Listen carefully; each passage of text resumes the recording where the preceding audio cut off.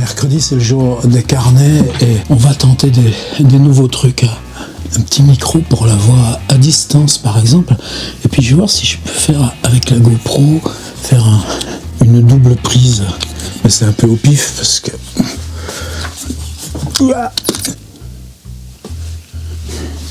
Mais comme elle est grand angle, on peut toujours essayer. Ça marche comment les carnets? Une suite de petites séquences, 2 minutes, 3 minutes. Faut que s'il m'oblige à être bref, c'est mon plus gros défaut. Et puis comme on le fait le mercredi, tout au jour de la semaine, quand un truc il me vient, je le note. Au départ, je m'étais dit, je les filmerai à mesure, et au bout de la semaine, je me fais une compile. Non, ça va pas marcher comme ça. Plutôt, je note, tout simplement, toujours dans mon logiciel à lisseuse. C'est ce que je préfère. Par exemple, des vidéos, maintenant j'aimerais bien même en mettre presque une par jour. Alors attention, ça dépendra de ce qu'il y a à faire dans la semaine. Quand t'as rien à dire, c'est pas la peine que tu parles. Wittgenstein est devenu célèbre pour un aphorisme qui valait pas celui-là. Et ben, à chaque fois que je mets une vidéo en ligne, il y a un gars qui m'appuie, pouce vers le bas. Moi, c'est pas grave, j'ai jamais dit hey, vous aimez les vidéos, mettez pouce vers le haut. Vous avez ça, c'est une banalité de YouTube. Pour le mec qui met le pouce vers le bas, il sait pas que YouTube, en fait, c'est le même algo qui prend pouce en haut, pouce en bas, et que si vous avez 1000 pouces en bas, ça vous fait ouh, comme ça. C'est la polémique qui compte pour ces gens-là. C'est pas l'amour que vous pouvez porter à votre truc. Après, c'est juste là. Comment ça marche dans sa tête? Le mec, il est juste abonné à mes trucs, il les regarde pas, puisque à peine je la mets en ligne, pof, 3 secondes après, donc il a mis la petite cloche, et ben, dès qu'il a la petite cloche, pouf, ça fait des drôles d'emploi du temps dans la vie de quelqu'un. Bon, alors des trollers, ça fait 15 ans que j'en connais des trollers, je pourrais faire une liste de... Si je mettais autant de pouces vers le bas que j'ai connu de trollers dans ma vie de web, point d'après, pour s'éterniser. Ah ouais. Est-ce que ça vous dit que je vous lise quelques petits trucs sur Twitter? Attendez, on va faire ça. Je vais débrancher l'ordi. Là, je viens d'éjecter mon Time Machine. Vous savez ce que c'est, Time Machine? C'est un petit disque dur. En fait, il est ici, là. C'est juste un petit disque dur. Alors, des disques durs, là, j'en ai des paquets, puis encore même plein d'autres, par-ci, par-là. Alors, le pire, c'est que celui qui a calanché, je le retrouve même pas. Mais c'était des petits Samsung. Pendant un temps, c'était hyper pas cher, ces petits Samsung. J'en avais pris toute une collection, mais bon, ça n'a pas une durée de vie énorme. Celui-là, je l'aimais bien, il est très rapide, mais il fait un bruit de ventilo, donc du coup, j'en suis revenu à la compagnie. L'avantage, je vais pas faire le test devant vous, mais il paraît que si on les lâche d'un mètre, c'est vrai, mais le fait qu'ils soient protégés, ça les insonorise aussi. Voilà, c'est celui-là. Il y avait un beau scotch rouge qui était marqué Time Machine. Donc vous savez, c'est que toutes les 20 minutes, le truc archive uniquement ce que vous avez changé dans votre ordi. Mais tout. Et puis ensuite, il archive un truc par jour, et puis ensuite un truc par mois, et quand le disque finit par se remplir, il élimine. Par exemple, vous vous souvenez, sur le bureau de mon ordi, vers mi-février, j'avais eu pendant au moins 3 jours le truc que m'avait envoyé un tel ou une telle. Vous recherchez un peu au pif, et pap, vous le retrouvez. C'est vachement utile. On perd toujours des trucs, même des trucs à soi. À cet article que tu avais fait, mais c'était quand que tu avais fait cet article? Tu l'avais classé, bon, ouais, t'es ripé à la poubelle. Time Machine. Puis quand vous changez de Mac, hop, tu prends le Time Machine, et il y a tout l'ordi qui est dedans. Bah, lui, ça faisait 5 ans, mais il fatigue pas ces trucs, il bouge pas, il reste là sur place. Bah, avec les chaleurs, tout d'un coup, tiens, j'ai plus mon Time Machine. Bon, c'est pas grave. Nous, on a une durée de vie assignée. Les disques durs aussi, c'est un peu moins. C'est un peu entre le poisson rouge et le chat, quelque part là-dedans. Entre le chien même. Le chien vit moins que le chat, je sais pas. Moins que le cheval. Moins que nous qui sommes déjà dans les trous de nous. Bon, je sais plus quoi trop en faire. Il est mort. J'ai une réserve dans un tiroir de disques durs morts. Mais bon, ça fait encore 100 balles à claquer, ça. Oh, canicule. Point suivant. Ouais, je m'étais dit, en ce moment, En fait, la question des réseaux, c'est que pendant un temps, on disait tiens, je balance une info, puis un petit robot automatique qui la balance à la fois sur Facebook, Instagram, Twitter, tout ce que vous voulez. Pas YouTube. YouTube, c'est plus un moteur de recherche qu'un réseau social. Il faut toujours penser à cette fonction de plutôt encyclopédie. Ce qui est bien, quand vous parlez d'un auteur, il va rester toujours dans ses grilles de recherche. C'est pour ça que ça m'intéresse aussi, YouTube. On va en reparler de YouTube. Alors, je fais Twitter, je le mets là. Tu marches, toi, la GoPro, je sais pas ce qu'elle voit, mais bon, c'est pas très important. Ça, c'est mon petit pupitre à travailler debout. Ça, par contre, c'est un achat continuellement, je m'en sers. Je clique sur accueil. Qui est déjà, non, voilà, je clique sur Twitter. J'aime bien parce que c'est des liens d'information, c'est plus précis, c'est pas Facebook, c'est des trucs. Alors moi aussi, je m'en sers comme ça, c'est-à-dire je n'envoie sur Twitter que mes liens d'information. Et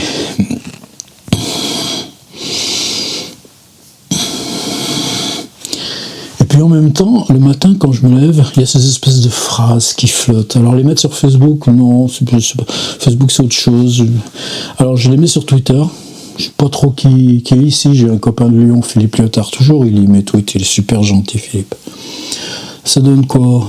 Le seul moyen de retrouver ces livres, c'est de les éliminer. C'est vrai, hier j'en ai éliminé plein. Mais le moyen de te retrouver toi-même, oui, c'est pas plus que ça, mais ça va répondre avec ce qu'on va parler ensuite. Qu'est-ce qu'il y a de mieux ? Non, ça je le lis pas. J'ai gagné, t'es sûr ? C'est intérieur. Ouais, on a de ces illusions parfois. Faut pas m'en demander trop, moi, dans ces phrases qui flottent le matin. L'inconvénient d'avoir beaucoup plus de travail quand tu as cessé le travail, c'est que ça t'oblige à beaucoup de travail. Bah ouais, parce que j'ai fini mes 6 ans d'école d'art. Quasiment 3 jours par semaine minimum. Ça fait drôle. Je croyais que j'aurais toute une espèce de creux à colmater. En fait, c'est exactement le contraire. Des fois, tu voudrais bien monter ta vie directement en mode proxy, parce que j'ai découvert le mode proxy il n'y a pas longtemps. Vous savez, quand vous voulez monter des vidéos avant, c'était pas grave, c'était pas des gros fichiers. Mais alors maintenant, quand vous tournez en 4K, une vidéo, elle fait 20 gigas. Mais quand elle passe sur le disque, ça fait un fichier optimisé qui, lui, fait 200 gigas. Et en même temps, le Final Cut, c'est pareil pour Premiere, gère un fichier qui, lui, va faire que 5 ou 6 gigas. Toujours, on est dans les gigots. Donc vous voyez, une demi-heure sur l'appareil, ça fait, en 4K, ça fait 20 gigots. Le logiciel va créer 2 fichiers, un qui va faire 200 gigots et qui sera celui que vous allez ensuite recomprimer pour faire la vidéo, mais qui sera bien meilleur que si vous l'aviez filmé juste en non comprimé. Et puis un petit fichier beaucoup plus léger qui va vous servir à faire vos assemblages de montage. C'est ça les proxys. Des fois, on voudrait se traiter soi-même en mode proxy. Tu fais quoi comme métier ? Dilettante. Ça paye ? Ça ouvre. Oh, je ne veux pas tout vous lire, hein. Mais, voilà. Mystère de Twitter, c'est-à-dire qu'un réseau serve à quelque chose, les autres réseaux les autres réseaux ne remplissant pas cette fonction. Par exemple, je mets des photos sur Instagram, pareil que je mets nulle part ailleurs. Point suivant, parce que sinon... Ah ouais... Ça, c'était sur Facebook Messenger. Alors, je vais dans Messenger, accueil. Je remonte de 3 ou 4 jours. Et là, je reçois un message. Bonjour François. François, c'est moi. Je prépare une anthologie, les mots d'esprit des écrivains, toute époque et ère culturelle confondue, Voltaire, Dumas, Queneau, Prévert, Pérec, Beckett, Kafka, Chevillard, etc. De la chance, Chevillard. Pouvez-vous m'envoyer une liste de citations ou de répliques humoristiques de votre plume que j'intégrerai au livre? Merci. Amitié. Il y a Claro qui a reçu le même et qui a répondu sur Twitter complètement stupéfié. Alors qu'est-ce qu'on fait dans ce cas-là? J'ai dit tiens, je vais répondre par un trait d'esprit humoristique. Et j'ai dit, vous savez, il y a bien longtemps que j'ai pas de plume. Bon. Puis j'ai dit quel est le but de ce travail? Réponse, une anthologie, un livre, ce qui est un peu redondant. Je dis, a priori, c'est pas trop mon domaine. Réponse, il n'y a pas glissé dans vos livres des phrases ou des répliques humoristiques. Et là, j'ai dit, tu vas voir, mec, t'en veux une, je t'en fais une. Idem, tout de suite. Ce n'est pas ma niche marketing, virgule, non. Mais elle n'a pas vu que c'était un trait d'esprit. Je ne parle pas de niche marketing, je parle de littérature. L'humour de Philip Roth est indissociable de son style. Probablement. Peut-être Rabelais aussi. Bon, après, je crois que j'ai arrêté de répondre, en fait. Mais c'est quand même curieux, c'est-à-dire, j'étais censé repérer dans mes livres, là où il y avait de l'humour, et décréter que c'était mon humour à prendre avec une petite pète, une pipette, pas une pipelette, et redéposer dans une anthologie. D'ailleurs, il y a... par contre, j'ai un autre copain, Sébastien Bailly à Rouen. Lui, il en a fait plusieurs des anthologies comme ça. Lui, il sait faire ce genre de machin. Mais moi, franchement, vous qui me voyez là tous les jours, vous pensez vraiment que j'ai de l'humour? Non, c'est pas mon truc. Est-ce que jamais j'ai fait rire par quelqu'un? Enfin, exprès. Exprès, non, certainement pas. Point suivant. Ah ouais, c'était la question des pubs YouTube.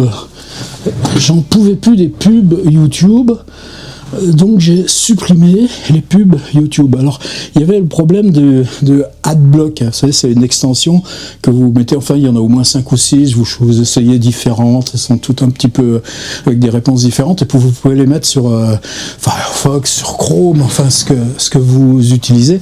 Mais ça me plaît pas parce que ça fout un peu en l'air on ne peut pas consulter autant de journaux qu'on veut, etc. Et puis, souvent, les pubs, elles sont dans des algos, donc c'est-à-dire que on peut, en général, sur les trucs, vous dites, je ne veux pas voir cette pub, même sur Facebook, ça vaut le coup. On perd un peu de temps la première fois. Je veux pas voir cette pub, je veux pas voir cette pub. Alors, qu'est-ce qui vous reste?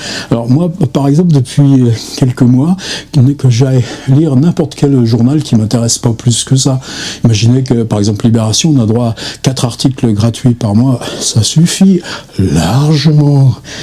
Pareil, je crois, à Nouvel Obs et machin. Les Échos, j'aime bien. Des fois, c'est beaucoup plus précis que... Bon, enfin, peu importe. Mais donc, n'importe quel journal que j'aille, comme ils ont tous le même système d'algo qui doivent d'ailleurs sous-traiter à Google ou Amazon, je sais pas, parce que les parties invisibles de ces tentaculissimes sont beaucoup plus envahissantes que les plateformes elles-mêmes. Ceux qui les critiquent en général ne savent pas trop. Je me retrouve partout avec des pubs d'objectifs photo, c'est-à-dire que mon ordinateur, quoi que ce soit que je regarde, devient une généralité d'objectifs à regarder la vie. Finalement, ça devient allégorique et c'est pas si mal. Donc, qu'est-ce que j'ai fait? J'aime beaucoup, je me payais au moins 5 ans d'abonnement à Spotify. Spotify, il y a un problème, c'est que s'il y a un truc qui est regardé 5000 fois, le pote, par exemple, on a Sergio Tessogue, par exemple, et Sophie Couronne donnent parfois les chiffres là-dessus. Ils doivent toucher 5 centimes pour 5000 vues. Pendant un temps, même, je laissais du Spotify tourner toute la nuit, aléatoire Serge Tessogue, aléatoire Dominique Piffari, mais finalement, ça sert à rien, ils touchent des prunes. Par contre, YouTube, eux, ils redistribuent. C'est-à-dire que là, même avec une toute petite chaîne comme la mienne, les reversements de YouTube payent 2 choses. Epidemic, c'est-à-dire la plateforme que je prends pour les musiques que je mets en dessous mes trucs. Parce que, vous savez que ça se durcit, ça se durcit, ça se durcit. Les outils existent aussi pour le texte, j'en ai déjà parlé. Mais pour la musique, maintenant, dès que vous utilisez 15 secondes d'un truc que vous reprenez, même jouer live, même avec des bruits de fond, même des trucs, vous recevez un avertissement, droit d'auteur, etc., etc., etc.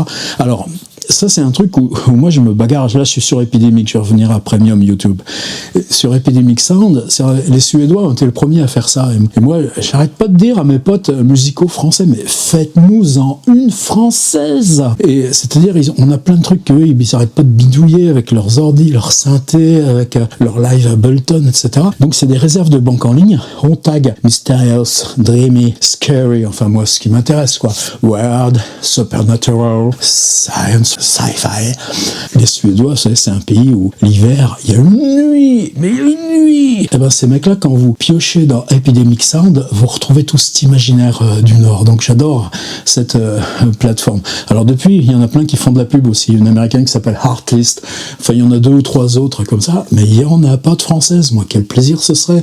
Alors le principe, c'est que ces plateformes déclarent les trucs, vous payez l'abonnement à Epidemic, mais en retour, la musique est d'utilisation libre sur une chaîne moyennant moins de 250 000 visionnages, etc. Sinon, c'est un autre tarif. Bon, peu importe. Mais en tout cas, c'est une source de revenus pour les musicaux. Il y a ça aussi avec les footage de vidéos, de photos. Et c'est tout un nouveau mode aussi de penser par rapport aux vieilles rigidités du droit d'auteur. Alors par contre, Epidemic, je me suis aperçu avant-hier, c'est en fin de mes vidéos, je mets toujours le même générique. Un gars m'a posé une question, donc j'ai voulu remonter à qui avait composé ça. Et là, tout d'un coup, Eken Eriksson, donc un super nom, H-A-K-A-N, super prénom, super nom typiquement suédois. Je tombe sur un mec qui vit à New York maintenant et qui compose des musiques justement pour les films science-fiction, weird, etc.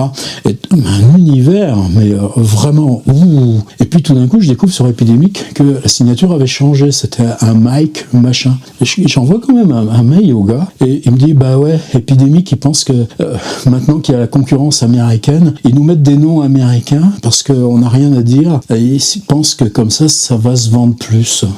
Oh, mais où on est Oh, faut que je fasse gaffe. Là, par exemple, j'ai touché mon petit micro et des petits machins rouges qui s'allument. D'ailleurs, le petit machin rouge semble être aussi, si je fais ça influe sur la connexion. C'est marrant, faut que je m'habitue. On en aura fait des découvertes ensemble. Alors YouTube Premium, qu'est-ce que ça veut dire? C'est-à-dire, j'ai résilié mon abonnement Spotify et avec l'argent que me verse YouTube, je paye l'abonnement à YouTube. C'est quoi YouTube Premium? Alors évidemment, les pubs disparaissent, ça c'est super. Ça veut dire aussi que les vidéos deviennent téléchargeables. Alors moi je fais ça, je les archive aussi sur Vimeo pour l'instant, d'une part parce qu'ils sont pas compressés, c'est de meilleure qualité, mais en même temps il n'y a plus les fonctions réseau. C'est-à-dire, pourquoi la qualité de YouTube est différente? C'est-à-dire, si vous chargez des tampons, mais si vous passez un truc sans connexion, ou si vous regardez sur un téléphone ou un iPad, la qualité de compression va s'adapter. C'est-à-dire, ici, par exemple, il faut beaucoup de compression, mais comme l'écran est tout petit,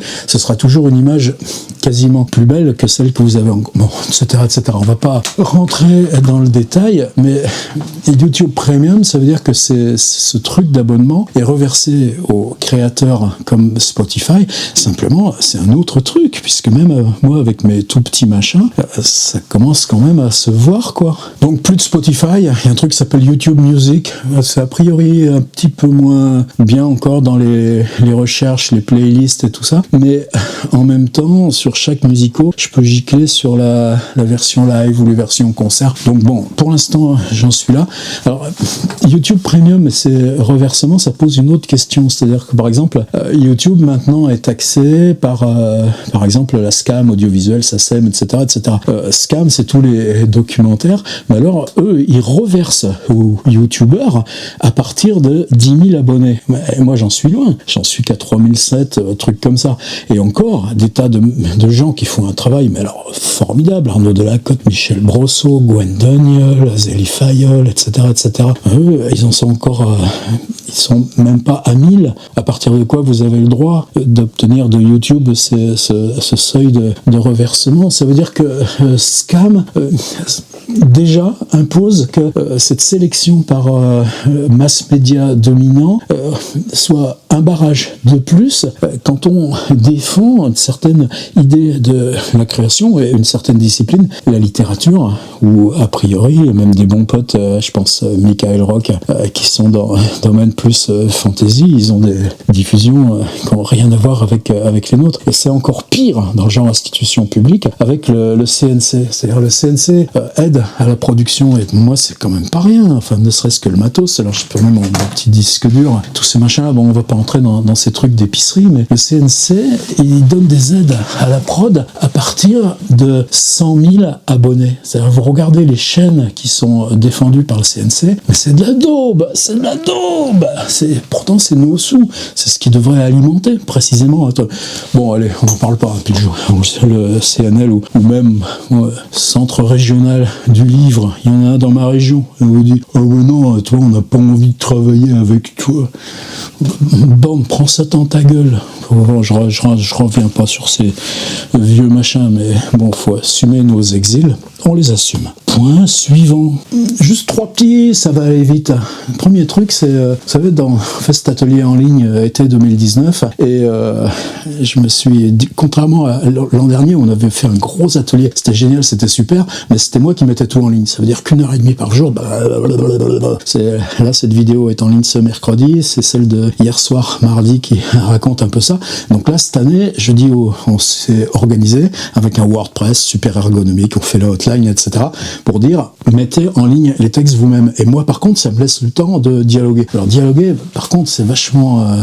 je peux le faire qu'à petite échelle, pas homéopathique, mais sinon, c'est entrer dans un univers, revenir, scruter le texte, écrire, etc. Donc, si j'en fais une dizaine, ça va, mais il y en a plus d'une dizaine qui m'arrivent par jour. Alors, tout ça va se réguler, et je suis en train d'apprendre. La grosse difficulté que j'ai, c'est que j'ai des lunettes totales opaques. Je sais pas si je suis focusé d'ailleurs sur ce truc, mais bon, ouais, à peu près. Donc vendredi, par Doctolib, j'ai réussi à avoir un rendez-vous ophtalmo à Paris, à 240 bornes d'ici, 1 heure de train, mais ça fait rien, faut que j'aille régulièrement. À partir de quoi, je pourrais me payer des lunettes dont une grosse partie sera non remboursée parce qu'il me faut des verres progressifs, anti-reflets, myope, presbyte, strabique, truc. Enfin, il y a tout à la fois, quoi. Donc, de toute façon, même sur les plateformes en ligne au rabais, vous ajoutez supplément ci, supplément ça, vous vous retrouvez au même. Pourquoi je dis? C'est-à-dire qu'à partir de la semaine prochaine, normalement, je vais recommencer à y voir de façon non opaque, et donc taper à l'ordinateur redeviendra un plaisir, j'espère. Ouais, donc on parlait de ça dans ces retours. J'écris, j'étais en train de travailler sur un texte avec une participante, et je dis mais là, toi là, il y a quelque chose qui renvoie à Jean-Paul Gou. Alors Jean-Paul Gou, pour moi, c'est vachement important dans les années 80. Digraph, Le Triomphe du Temps, par exemple, un grand livre chez L'Âge d'Homme, vous savez, Mémoire de l'Enclave, une année passée chez Peugeot, maintenant qui est en poche chez Actes Sud, tout son boulot chez Actes Sud depuis la Maison Forte, les jardins de Morgante, cette espèce d'énormes trucs géants disproportionnés chez Flammarion, Ténèbres et tout ça. Jean-Paul est un peu plus vieux que moi, il a l'âge de Bergogneau, il est 48, donc bon, ça lui fait 71. Ça va, les Stones à 75, ils jouent encore, et c'est une œuvre majeure. Donc cette participante va chez son libraire, le libraire n'en avait jamais entendu parler, donc il regarde sur son ordinateur et il cherche, et apparemment ils ont des outils pour savoir combien de livres d'un auteur particulier sont disponibles dans l'ensemble des librairies en France. Il y avait 4 librairies en France qui avaient des livres de Jean-Paul Gou en stock. Alors ces gens-là se plaignent, mais comment on peut faire contrepoids à l'écrasement de la culture par la culture dominante? Nous, justement, nos pratiques web, c'est ça qu'on essaye. Pourquoi on fait de la littérature sur le web? Et donc, en même temps, dire comment s'organise l'accès et la disponibilité aux livres de Jean-Paul Gou, par exemple. Moi, je mets des liens sous mes vidéos. C'est un problème compliqué, je prends pas position. Mais tout d'un coup, se dire, putain, Jean-Paul, 1980, 2020, 40 ans de boulot, t'arrives à tes 70 balais, t'as aligné derrière toi une bonne vingtaine de livres, parce que Jean-Paul, c'est pas quelqu'un qui ne se hâte jamais, c'est extrêmement précis, rigoureux. Et puis, tu vois, en même temps que toi, tu continues, que tu as accumulé cette œuvre, que cette œuvre se détache et s'en va en arrière dans la mémoire. Lui, j'en avais parlé pour Jacques Abeille. Jacques Abeille, dans les années 80, Jacques Abeille, Jean-Paul Gou, c'était le même genre de démarche sur du lyrisme, sur de l'attention, etc.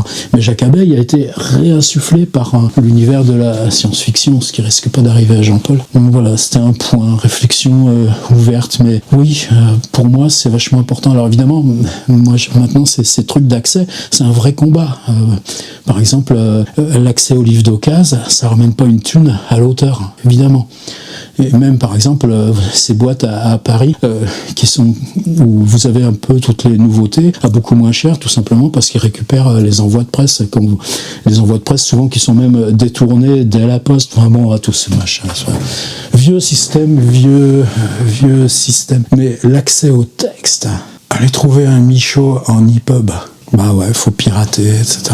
Bon, on n'en sort pas encore de tout ce bazar. Mais point suivant. Ah ouais, c'est une vidéo, mais c'était une vidéo en fait vachement décevante. Tu marches toujours son, toi? Le son marche. Ah ouais, point suivant, c'était une vidéo. Alors la vidéo, en fait, elle a été vachement décevante. Bon, c'était un gars qui parlait, etc. Mais le titre, wow, le titre c'était How Camera Can Help Cure Anxiety. Comment tu peux contrer l'angoisse avec un appareil photo? Et là, tout d'un coup, c'est ça qui me...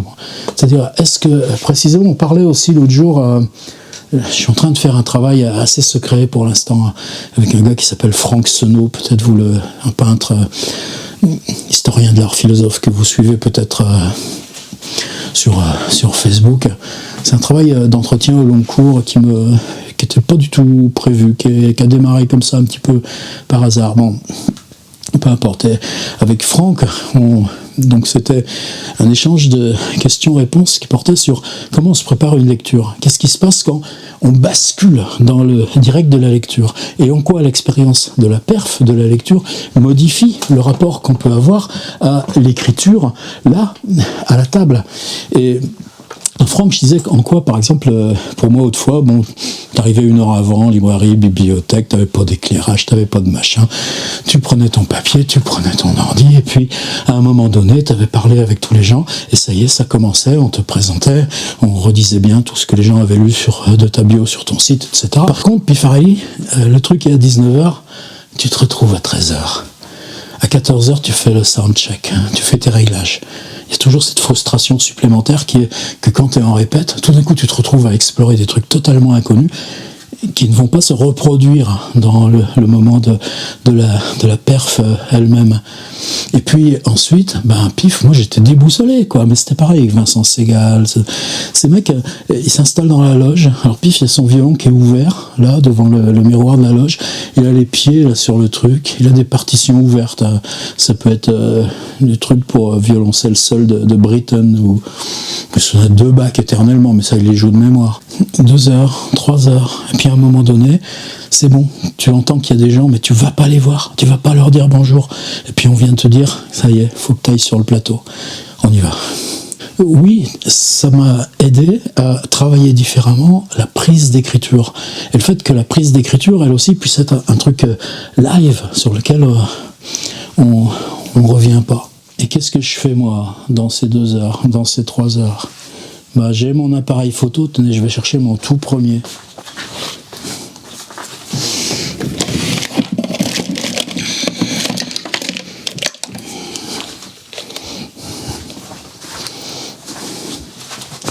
Je l'ai toujours là, c'était un petit Olympus avec un petit clapet.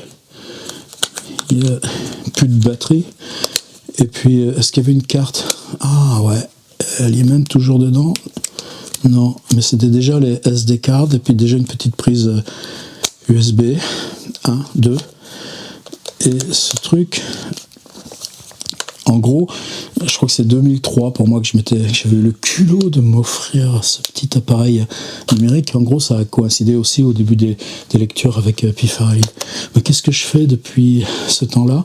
Alors maintenant sous forme filmique, d'où aussi l'intérêt de la GoPro qui doit marcher toujours. Ouais, elle filme toujours.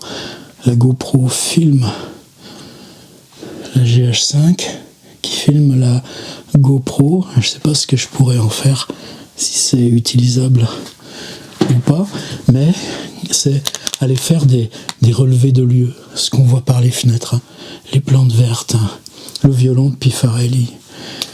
Et oui, pour moi, filmer est un rituel contre l'anxiété. Peut-être pour ça aussi que je filme dans les... Tiens, je me la mets face à la gueule, en position vlog. Peut-être pour ça aussi que je filme quand je voyage. Alors ce serait ça le défi, peut-être le passage à la fiction. Et si on arrivait aussi à filmer quand on dort, à filmer ces monstrueuses choses qu'on voit dans le sommeil. Qu'est-ce que t'as alors? Bah c'est simple, t'as ça, t'as H.P. Lovecraft. En tout cas, ce titre de vidéo, How a Camera Can Help Cure Anxiety, tout n'est à help. C'est pas qu'une caméra guérit l'angoisse, c'est comment filmer ou photographier peut aider à tenir contre l'angoisse.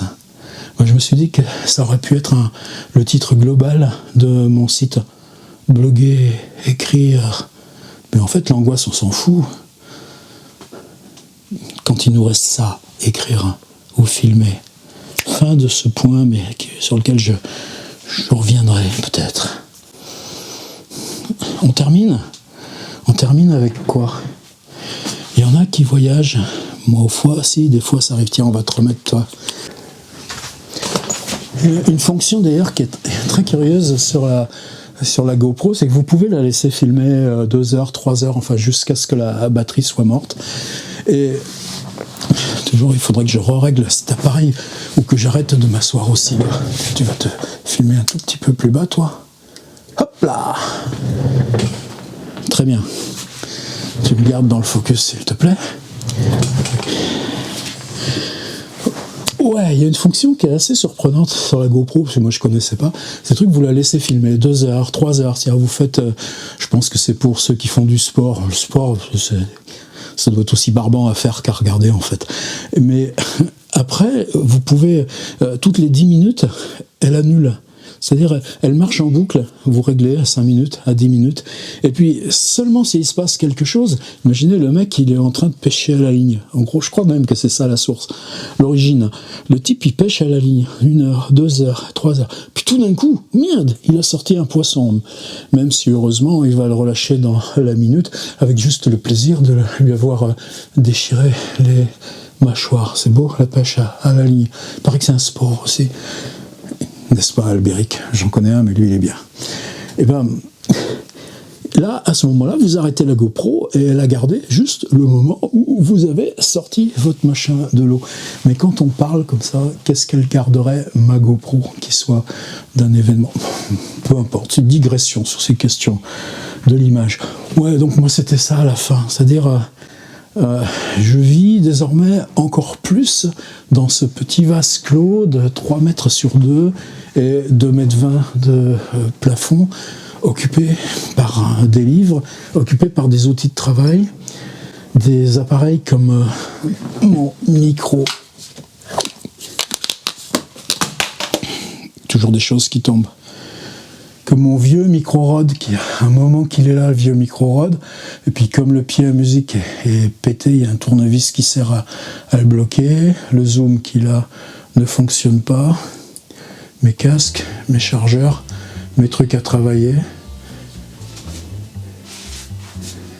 mes livres, les cartes postales. Parce que vraiment, en vidéo, c'est pas très beau. Sinon, si on laisse juste des parois vaguement blanchâtres, les petits cadeaux de copains, les souvenirs de lieux extrêmement précis, quelquefois juste un petit bout de bois, ça suffit.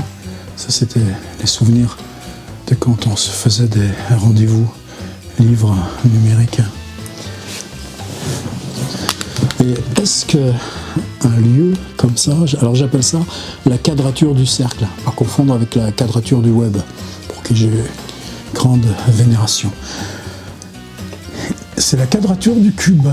C'est-à-dire comment, avec un lieu comme ça, je peux arriver à refabriquer une aventure à la fois de parole et fictionnel.